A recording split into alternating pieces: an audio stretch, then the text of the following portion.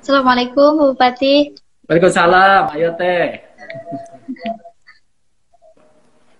Baik. A'udzu billahi minasyaitonir rajim. Bismillahirrahmanirrahim. في قلوبهم مرض فزادهم الله مرضا ولهم عذاب أليم بما كانوا يكذبون وإذا قيل لهم لا تفسدوا في الأرض قالوا إنما نحن مصلحون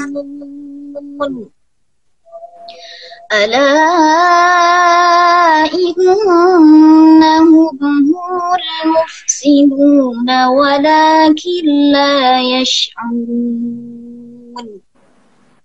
Sadaqallahul azim. Alhamdulillah, luar biasa. Bu Ustadzah bisa diulang sekali lagi nggak? Bisa diulang membaca yang barusan? Ini banyak yang meminta untuk diulang, silahkan. A'udzu billahi minasyaitonir rajim. Bismillahirrahmanirrahim. في قلوبهم مرض فزادهم الله مرضا ولهم عذاب أليم بما كانوا يكذبون وإذا قيل لهم لا تفسدوا في الأرض قالوا إنما نحن مصلحون ألا إنهم هم المفسدون ولكن لا يشعرون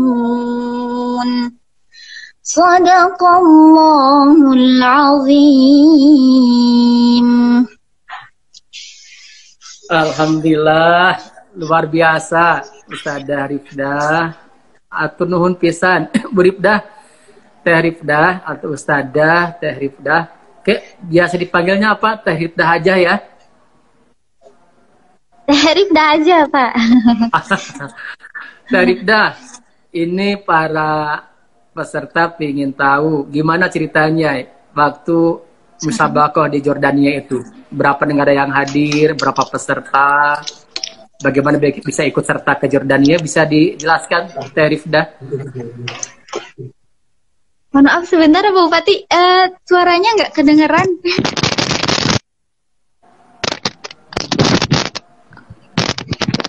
Ya. Bisa dijelaskan Putih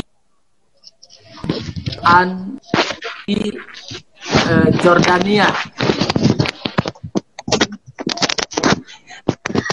Bagaimana?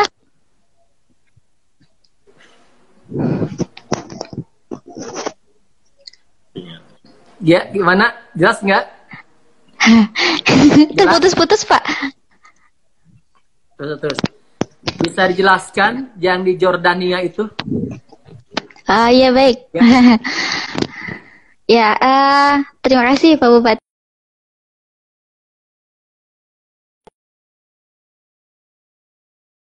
Yordania ini Ya. Sebelumnya awalnya ini saya sebelumnya mengikuti MTQ nasional. MTQ nasional di Medan waktu itu mengikuti 30 juz dan alhamdulillah mendapatkan peringkat pertama. Nah, dari situlah pihak Kementerian Agama meminta saya untuk mengikuti musabaqah Hifdzil Quran tingkat internasional di Yordania. Nah, pada waktu itu memang sebenarnya hanya 1 minggu sebelum acara saya baru diberitahu begitu. Mendadak sekali waktu itu memang. Dan alhamdulillah Dan alhamdulillah dengan izin Allah di sana terdapat 30 peserta dari 29 negara. Masya Allah. Ya, dan alhamdulillah juga saya terpilih menjadi mendapat peringkat kedua setelah Aljazair. Alhamdulillah. Alhamdulillah luar biasa. Ini prestasi luar biasa dari kebanggaan warga Sumedang, kewarga negara Indonesia menjadi juara 2 sedunia. Jadi 29 negara ya yang ikut. Iya. Ranking pertamanya dari Aljazair, kedua Teh Rifdah. Tapi dah bisa dijelaskan, bisa disampaikan gimana Teh Rifdah kiat-kiatnya bisa menghafal 30 juz ini?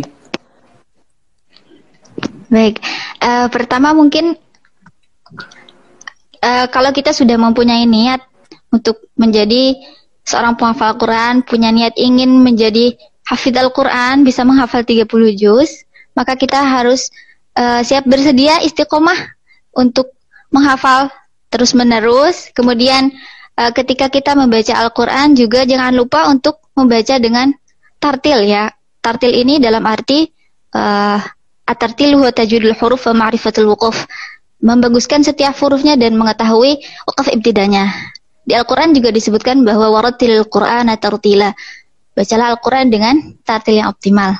Kemudian kalau kita sudah menghafal Al-Quran, tentunya kewajiban kita selanjutnya adalah menjaga hafalan kita.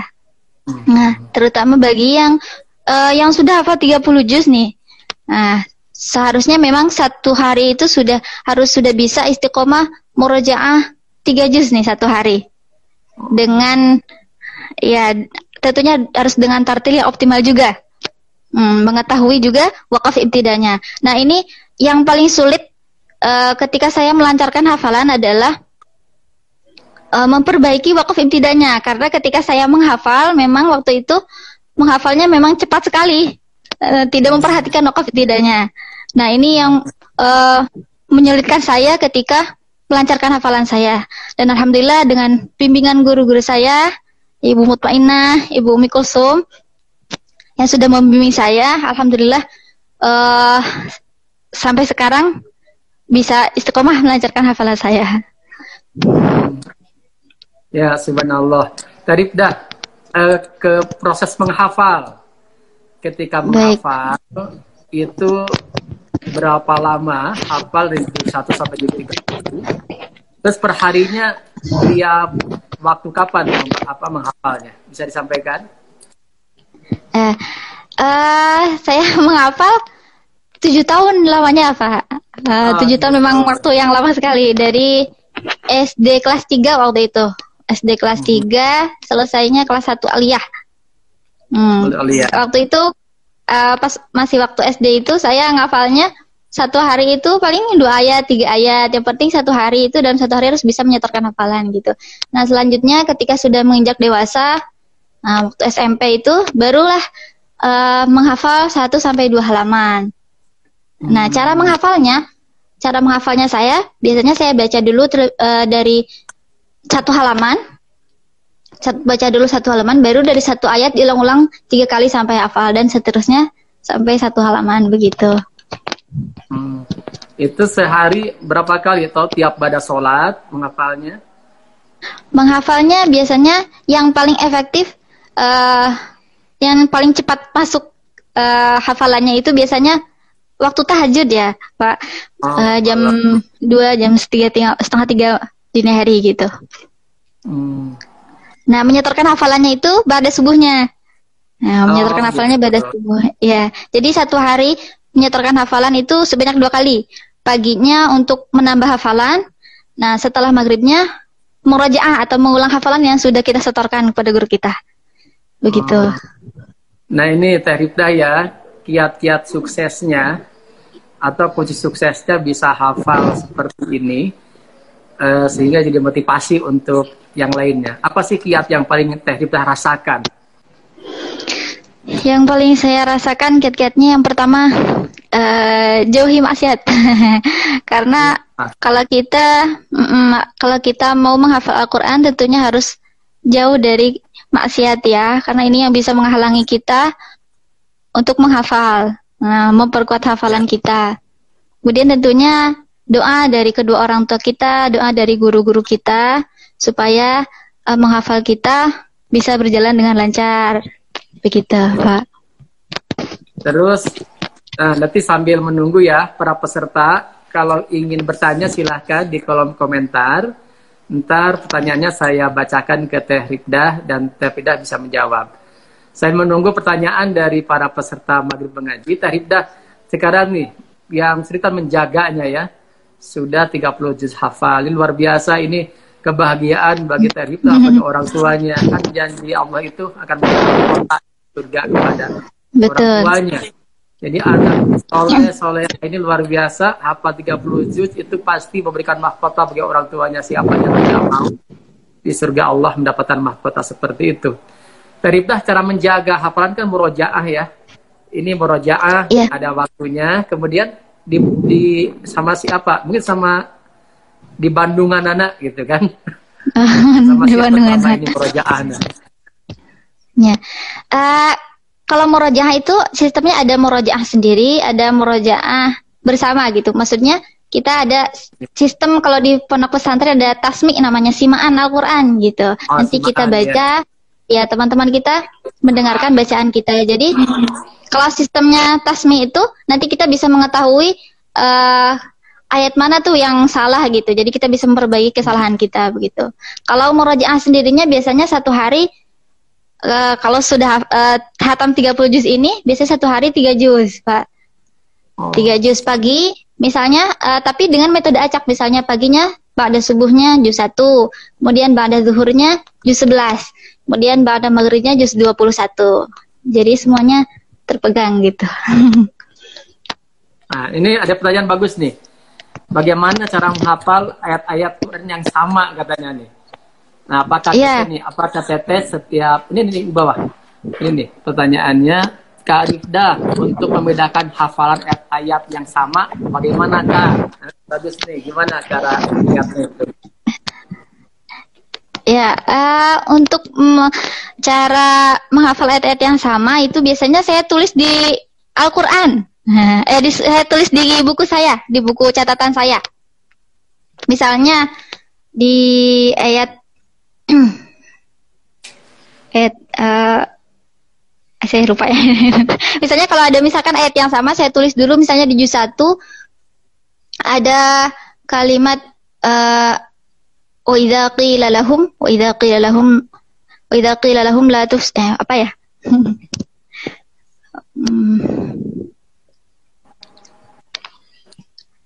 Ya pokoknya nanti kalau misalkan ada ayat yang sama tinggal ditulis di buku catatan. Misalnya di juz 1 ada yang ayat sama dengan juz 9 begitu, ditulis, nanti ada perbedaannya kita perbaiki gitu. Oke. Jadi gitu ya. Memang suka kita misalnya di surat Al-A'la nyambung ke Al-Ghasyiyah begitu ya. Iya. Ada yang dari sama kan, itu yang sering kali terjadi ketika jadi imam dan sebagainya. Tapi bagaimana dari Hairuman ini, dari bagaimana menjaga konsisten semangat baca Al-Quran? Biasanya beberapa hari semangat, tapi berikutnya banyak liburnya katanya. Ini dari Kang Hairuman pertanyaan.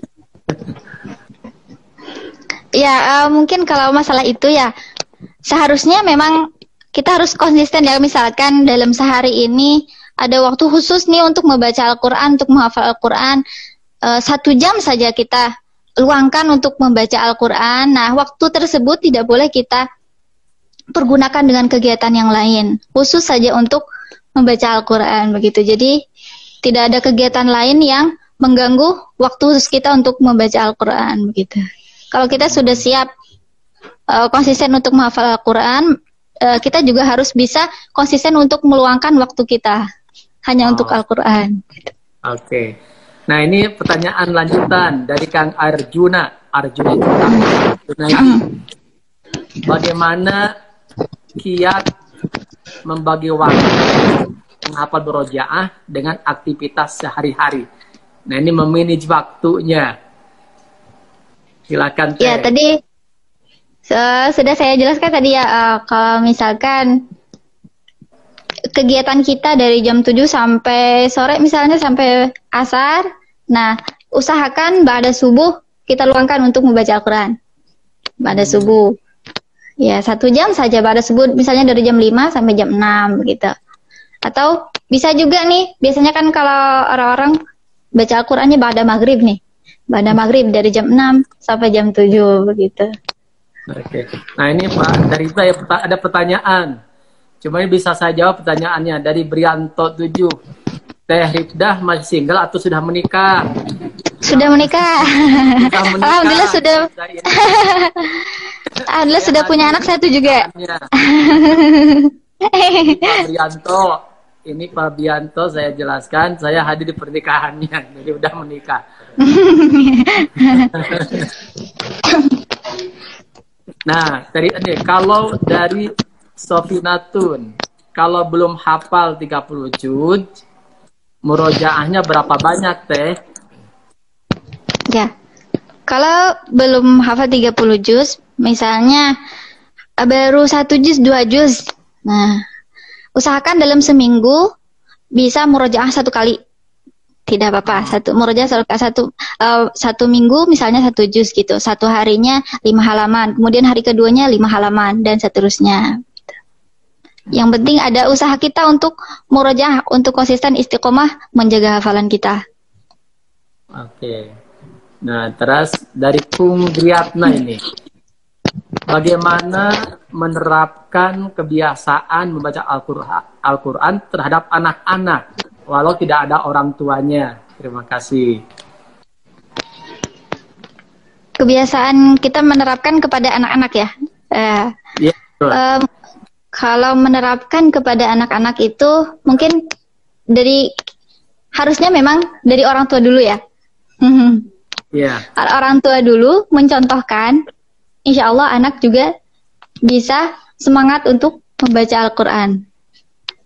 Karena anak-anak itu ya melihat bagaimana orang tuanya dulu. Nah, orang tuanya nggak malas menghafal Al-Quran, malas membaca Al-Quran, ya otomatis anaknya sendiri juga malas untuk membaca Al-Quran, malas untuk mengaji. Oke. Tarifdah nih, tentunya apa sih perbedaan yang ada dalam perasaan, dalam hati, dalam kehidupan ketika belum hafal 30 juz dan setelah hafal 30 juz? Ada nggak kelebihan-kelebihan apa yang dirasakan ketika menjadi seorang yang hafal 30 juz? Ya, tentunya ketika sudah selesai hatam 30 juz ada rasa bahagia, ada rasa khawatirnya juga. Bahagia karena alhamdulillah sudah bisa membahagiakan orang tua. Karena insya Allah kalau sudah menjadi penghafal Al-Quran, insya Allah nanti di surganya kelak bisa memberikan mahkota kepada orang tua kita. Nah di sisi lain juga khawatir, ada perasaan takut juga, takutnya tidak bisa menjaga hafalan kita. Tapi insya Allah kalau kita sudah konsisten, insya Allah kita bisa menjaga hafalan kita dengan cara istiqomah terus menjaga hafalan kita setiap harinya. Alhamdulillah. Jadi luar biasa ini jawaban Teh Rifdah. Jadi kalau Teh Rifdah nih, ada juga nih pertanyaan dari Dadah Damaris. Dadah Damaris bertanya nih ke Teh Rifdah, Kak, adakah doa khusus sebelum menghafal Al-Quran? Doa khusus, kalau saya sih biasanya nggak ada sih, biasanya nggak ada. Nanti kalau khusus ke Sukamantri aja datang ya. Iya. Jadi ya, yang mau doa khusus semua hafalan itu Teh Rifdah ini di pesantren Al Hikamus Salafiyah. Atau masih ke Jakarta bolak-balik di sini sekarang Teh Rifdah? Di Sukamantri. Sekarang tinggalnya di Depok, Pak. Di Depok ya? Ya. Udah selesai kan kuliahnya udah? Alhamdulillah sudah. S2-nya udah kan? Udah. Alhamdulillah sudah tahun kemarin kebetulan.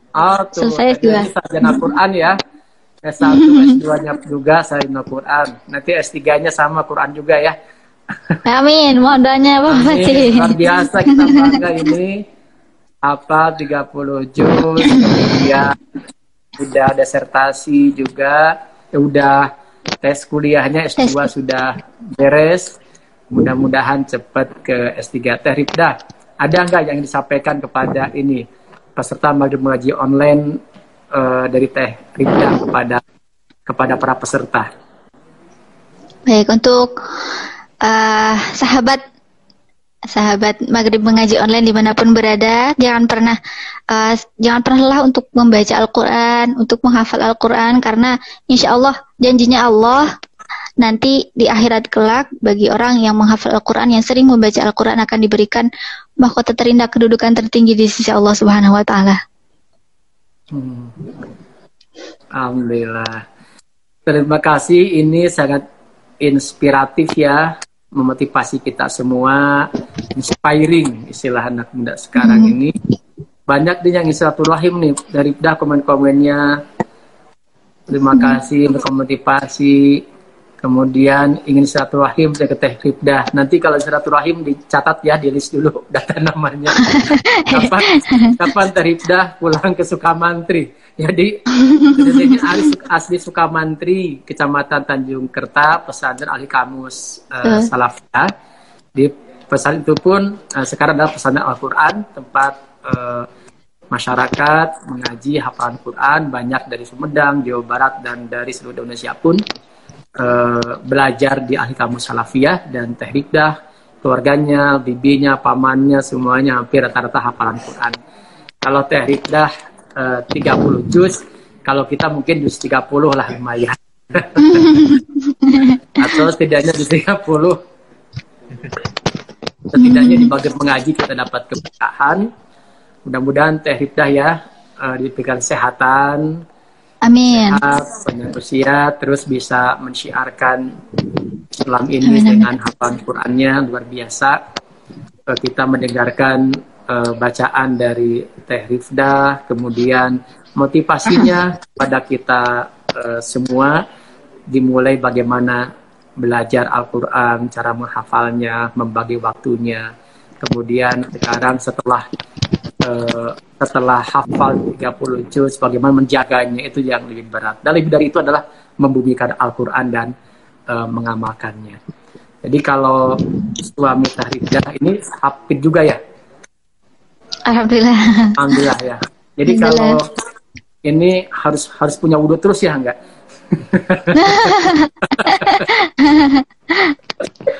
Iya, terima kasih ya Teh Rifdah, sekali lagi. Sama-sama Pak Bupati. Keluarga sangat tentunya memotivasi kita semua menjadi bagian yang ikut membaca Al-Quran, menyimak, mendengarkan dan mengamalkannya. Teh Rifdah mendingan di Depok, mending di Sumedang tinggalnya. Bingung juga kalau ditanya seperti itu. Terus terakhir nih, karena udah Isa terakhir, apa saran Teh Rifdah untuk pembangunan Kabupaten Sumedang? Kira-kira apa yang diharapkan Teh Rifdah? Harapan saya untuk Sumedang, tentunya semoga Sumedang ini bisa lebih banyak lagi generasi penghafal Al-Quran tentunya ya. Karena insya Allah kalau sudah banyak generasi penghafal Al-Quran, Sumedang ini insya Allah akan semakin berkah.